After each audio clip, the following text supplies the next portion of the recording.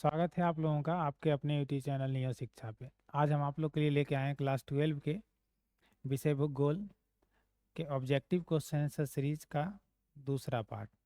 आइए देखते हैं आज का महत्वपूर्ण प्रश्न। निम्नलिखित में से कौन सा एक समूह भारत में विशालतम भाषाई समूह है?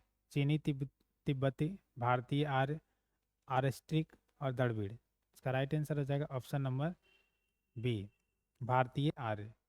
चलते हैं अगले प्रश्न की तरफ। अगला है, बिहार के लोग किस भाषा परिवार समूह से संबंधित है? आस्ट्रिक, द्रविड़ियन, यूरोपियन, चीनी। इसका राइट आंसर हो जाएगा ऑप्शन नंबर बी। चलते हैं अगले प्रश्न की तरफ। अगला है, भारत की कुल जनसंख्या का कितना प्रतिशत उत्तरी मैदान में बसता है? तो 2/3%, 1/4%, 1/3, 1/2। इसका राइट आंसर हो जाएगा ऑप्शन नंबर सी, 1/3%। चलते हैं अगले प्रश्न की तरफ। 2011 के जनगणना के अनुसार बिहार की जनसंख्या थी 10.41 करोड़, 11.41 करोड़, 9.61 करोड़, 9.51 करोड़। इसका राइट आंसर हो जाएगा ऑप्शन नंबर ए, 10.41 करोड़। चलते हैं अगले प्रश्न की तरफ। अगला है, वर्ष 2011 के प्रारंभ में भारत में कितने मिलियन सिटी थी? 53, 41, 42, 21। का राइट आंसर हो जाएगा ऑप्शन नंबर ए, 53। चलते हैं अगले प्रश्न की तरफ। अगला है, जल अभाव वाले क्षेत्रों में किस प्रकार की बस्तियां पाई जाती है? पल्ली, प्रकीर्णन, गुच्छित, इनमें से कोई नहीं। इसका राइट आंसर हो जाएगा ऑप्शन नंबर सी, गुच्छित। चलते हैं अगले प्रश्न की तरफ। अगला है, भारत किस व्यापारिक समूह का सह सदस्य है? CIS, SAFTA, SAARC, ASEAN. इसका राइट आंसर हो जाएगा ऑप्शन नंबर सी, सार्क। चलते हैं अगले प्रश्न की तरफ। अगला है, आयात एवं निर्यात के बीच मूल्यों के अंतर को क्या कहते हैं? असंतुलित व्यापार, विलोम व्यापार, व्यापार संतुलन, अनुकूलन व्यापार। इसका राइट आंसर हो जाएगा ऑप्शन नंबर सी, व्यापार संतुलन। चलते हैं अगले प्रश्न की तरफ। अगला है, रबर का सबसे बड़ा निर्यातक देश कौन है? रूस, अमेरिका, जापान, मलेशिया। इसका राइट आंसर हो जाएगा ऑप्शन नंबर डी, मलेशिया। चलते हैं अगले प्रश्न की तरफ। अगला है, भारत के प्रसिद्ध वैश्विक नगर निम्नलिखित में से कौन सा है? दिल्ली के, London, Hong Kong, London, New York, Mumbai, London, New York, Tokyo, Kolkata, Paris और टोरंटो। टोरंटो। इसका राइट आंसर हो जाएगा option number C, London, New York और टोक्यो। चलते हैं अगले प्रश्न की तरफ। अगला है, हेमाटाइट अयस्क से किस धातु का उत्पादन होता है? तांबा, लोहा, मैग्नीज, बॉक्साइट। इसका राइट आंसर हो जाएगा ऑप्शन नंबर बी, लोहा। चलते हैं अगले प्रश्न की तरफ। अगला है, निम्नलिखित में कौन सा एक चतुर्थ क्रियाकलाप है? विनिर्माण, पुस्तकों का मुद्रण, कागज निर्माण उद्योग, विश्वविद्यालय का अध्यापन। इसका राइट आंसर हो जाएगा ऑप्शन नंबर डी, विश्वविद्यालय अध्यापन। चलते हैं अगले प्रश्न की तरफ। प्रोटोकेमिकल उद्योग में अग्रणी देश का नाम है? जापान, संयुक्त राज्य अमेरिका, चीन, भारत। इसका राइट आंसर हो जाएगा ऑप्शन नंबर दो, संयुक्त राज्य अमेरिका। चलते हैं अगले प्रश्न की तरफ। अगला है, निम्न में से कौन सी एक अर्थव्यवस्था में उत्पादन का स्वामित्व व्यक्तिगत होता है? पूंजीवादी, मिश्रित, समाजवाद, इनमें से कोई नहीं। इसका राइट आंसर हो जाएगा ऑप्शन नंबर ए, पूंजीवाद। चलते हैं अगले प्रश्न की तरफ। अगला है, निम्नलिखित में किसे कर्तन दहन कृषि भी कहते हैं? सघन निर्वाह कृषि, आदिम निर्वाह कृषि, विस्तृत वाणिज्य अनाज कृषि, मिश्रित कृषि। इसका राइट आंसर हो जाएगा ऑप्शन नंबर बी, आदिम निर्वाह कृषि। चलते हैं अगले प्रश्न की तरफ। अगला, विश्व में तांबा अयस्क का सबसे बड़ा उत्पादक देश है? Chile, Argentina, Brazil, Paraguay. इसका राइट आंसर हो जाएगा ऑप्शन नंबर ए, चिली। चलते हैं अगले प्रश्न की तरफ। अगला है, निम्नलिखित में से किस क्यूबा की रानी कहा जाता है? किसे निम्नलिखित में से किसे क्यूबा की रानी कहा जाता है? गेहूं, चावल, गन्ना, कपास। का राइट आंसर हो जाएगा ऑप्शन नंबर सी, गन्ना। चलते हैं अगले प्रश्न की तरफ। अगला है, निम्नलिखित में से कौन सी खाद्य फसल है? गन्ना, कॉफी, मक्का, चुकंदर। इसका राइट आंसर हो जाएगा ऑप्शन नंबर सी, मक्का। चलते हैं अगले प्रश्न की तरफ। अगला है, निम्नलिखित में से कौन सी रोपण फसल नहीं है? गन्ना, कॉफी, गेहूं, रबर। इसका राइट आंसर हो जाएगा ऑप्शन नंबर सी, गेहूं रोपण फसल नहीं है। चलते हैं अगले प्रश्न की तरफ। अगला है, चावल किस प्रकार की जलवायु का पौधा है? उष्ण, उष्ण आर्द्र, शीतोष्ण, उष्ण कुसक।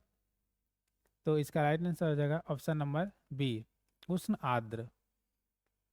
चलते हैं अगले प्रश्न की तरफ।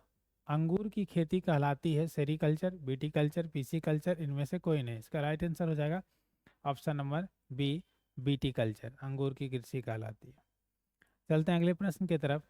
निम्नलिखित में से कौन सी प्राथमिक क्रियाकलाप है? कृषि, व्यापार, उद्योग, सेवा। इसका राइट आंसर हो जाएगा ऑप्शन नंबर ए, क्या हो जाएगा? कृषि। चलते हैं अगले प्रश्न की तरफ। अगला है, खट्टे फलों की कृषि संबंधित है मिश्रित कृषि से, रोपण कृषि से, भूमध्य सागरीय कृषि से, सहकारी कृषि से। इसका राइट आंसर हो जाएगा ऑप्शन नंबर सी, भूमध्य सागरीय कृषि से। चलते हैं अगले प्रश्न की तरफ। अगला है, मानव विकास की अवधारणा निम्नलिखित में से किस विद्वान की देन है?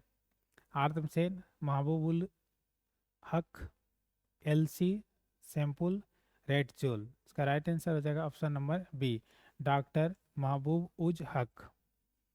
चलते हैं अगले प्रश्न की तरफ। अगला है, निम्न में से कौन आयु वर्ग कार्यशील जनसंख्या का प्रतिनिधित्व करता है?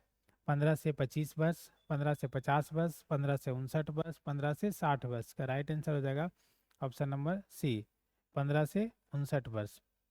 चलते हैं अगले प्रश्न की तरफ। दक्षिण पूर्व एशिया में जनसंख्या केंद्रित है बाढ़ मैदानों में, समतल पठारों में, उच्च दोहाब पर, नदी घाटियों के उच्च भागों में। इसका राइट आंसर हो जाएगा ऑप्शन नंबर डी, नदी घाटियों के उच्च भागों में।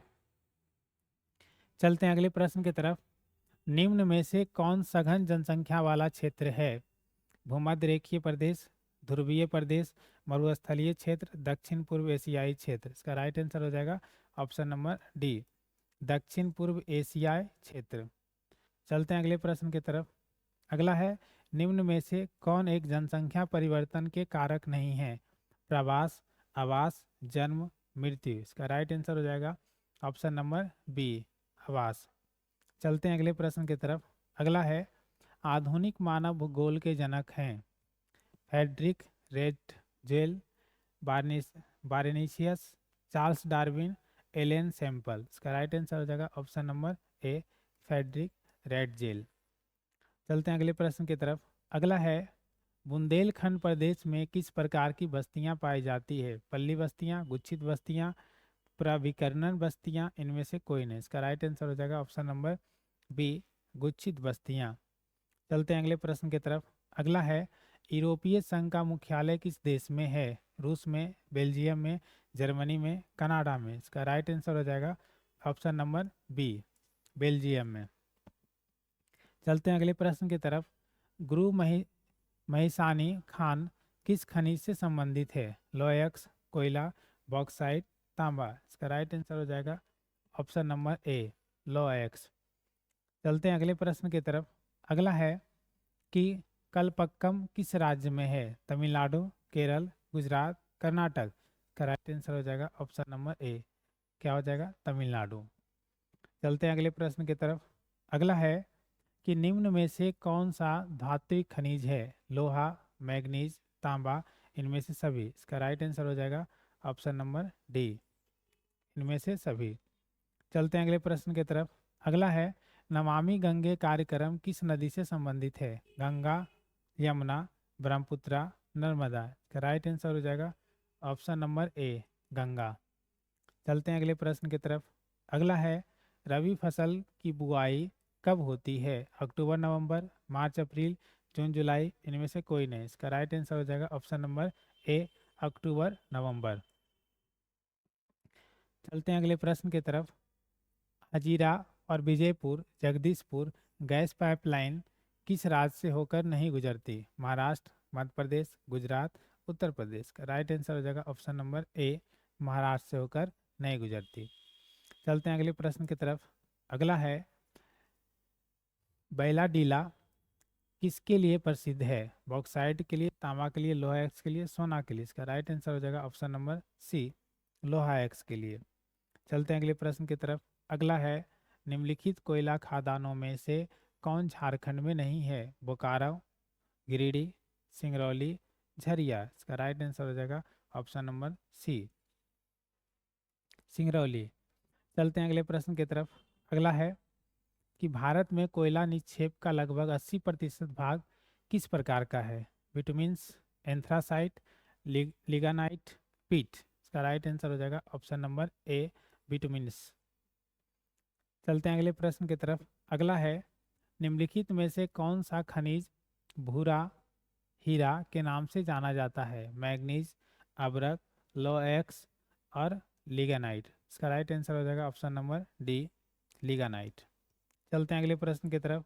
अगला है निम्नलिखित में से कौन सा एक लोएक्स नहीं है? Anthracite, hematite, limonite, magnetite. इसका राइट आंसर हो जाएगा ऑप्शन नंबर ए, एंथ्रासाइट। चलते हैं अगले प्रश्न की तरफ। अलकेश्वर क्षेत्र है असम में, गुजरात में, राजस्थान में, बिहार में। इसका राइट आंसर हो जाएगा ऑप्शन नंबर बी, गुजरात में।